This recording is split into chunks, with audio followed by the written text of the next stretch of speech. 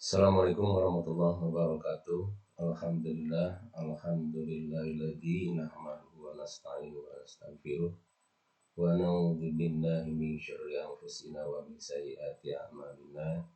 May yahdihillahu fala mudilla lahu wa may yudlil fala hadiya lahu. Asyhadu an la ilaha illallah wahdahu la syarikalah, asyhadu anna Muhammadan abduhu wa rasuluhu la nabiyya ba'dah. Allahumma shalli wa sallim ala Muhammad amma ba'du.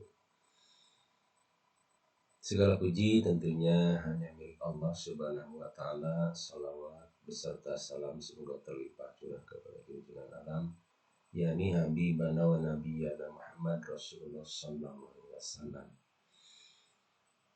Jumpa kembali dengan saya Samin Amin SPD. Saya mengajar di SMA Negeri 1 Bojong Soang dan saya mengajar di kelas 12 IPA dan IPS. Saya mengajar di SMA 1 Bojong Soang sejak tahun 2008 hingga sekarang kurang lebih sudah 14 tahun. Baiklah, di tahun pelajaran yang baru ini, tahun 2022, tahun 2023, pertemuan pertama di kelas 12 yaitu materinya tentang surat lamaran pekerjaan. Apa itu surat lamaran pekerjaan? Yang dimaksud dengan surat lamaran pekerjaan yaitu merupakan jenis surat pribadi resmi permohonan pekerjaan kepada kantor, perasaan atau perusahaan atau instansi baik negeri ataupun swasta. Tadi dikatakan bahwa surat lamaran itu bersifat pribadi resmi. Mengapa dikatakan pribadi resmi? Karena memang surat lamaran itu dikirim oleh seseorang atau oleh pribadi. Nah, resminya itu ditujukan kepada instansi baik negeri ataupun swasta.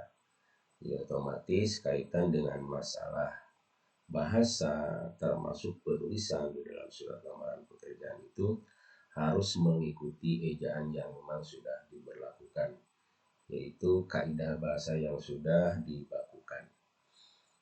Itu mengenai pengertian surat lamaran pekerjaan.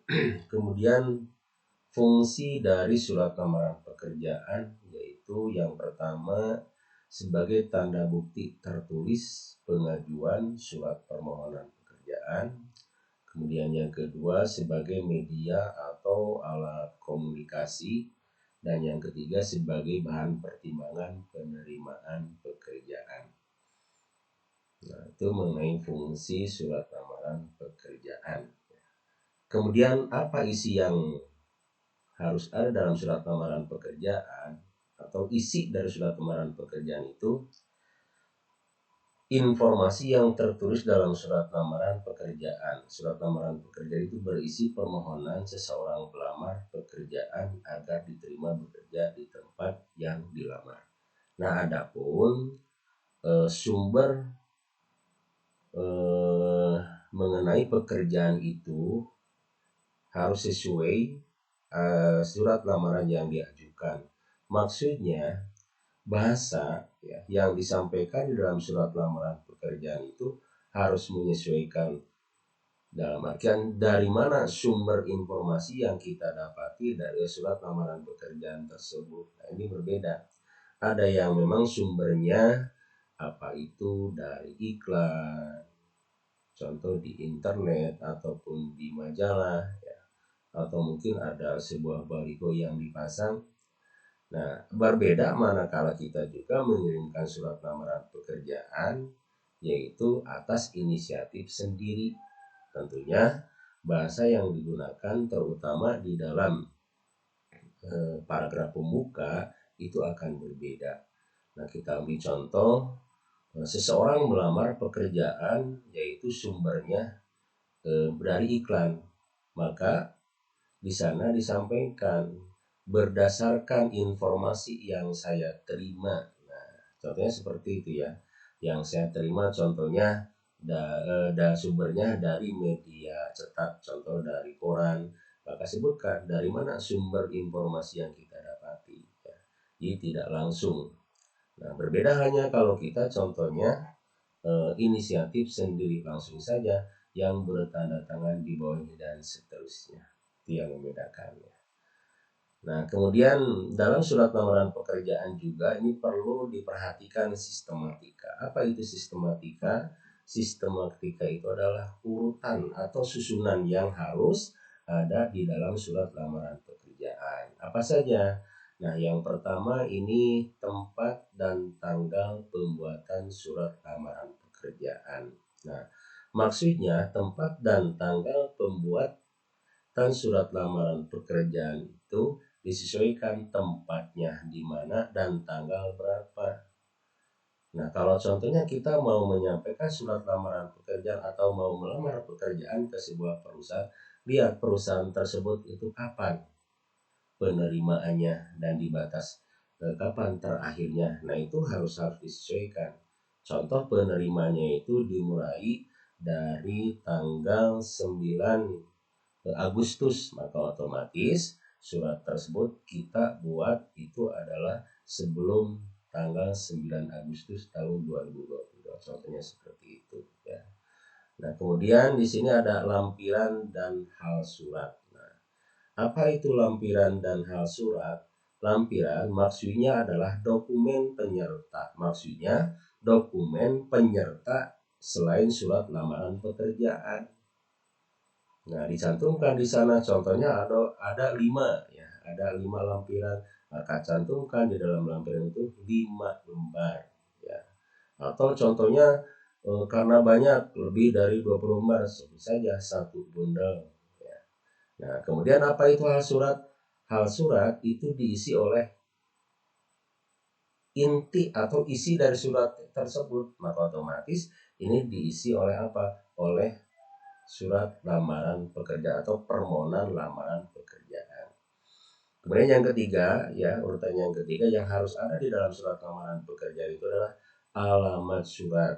Nah, alamat surat ini ditujukan kepada siapa, juga cantumkan alamat dan seterusnya. Kemudian salam pembuka. Nah, karena ini termasuk kategori surat resmi, maka salam pembuka kita gunakan saja dengan hormat, ya.